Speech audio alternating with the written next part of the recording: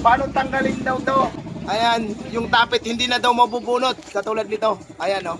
Yung mga boss, sa mga nagtatanong ulit sa akin, ayan, gagawa ulit ako ng video para hindi na tanong ng tanong, hindi na re-replyan. Paano tanggalin daw to? Ayan, yung tapit hindi na daw mabubunot katulad nito. Ayan oh. Oo. Kaya hindi matatanggal mga sir dahil na may nakaharang na. Kaya humarang to kasi nga nag-overheat. Ang gagawin nyo lang mga boss, ganito lang.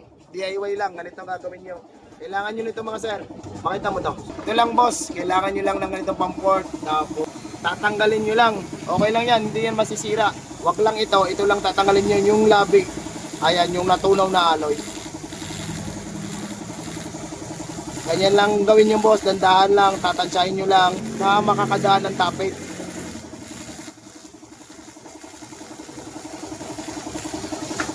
Kahit ma-port mo ang labi na rin, okay lang yan.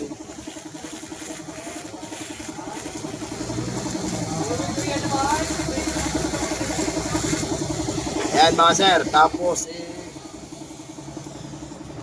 texting nyo ulit kung pwede na, ayan.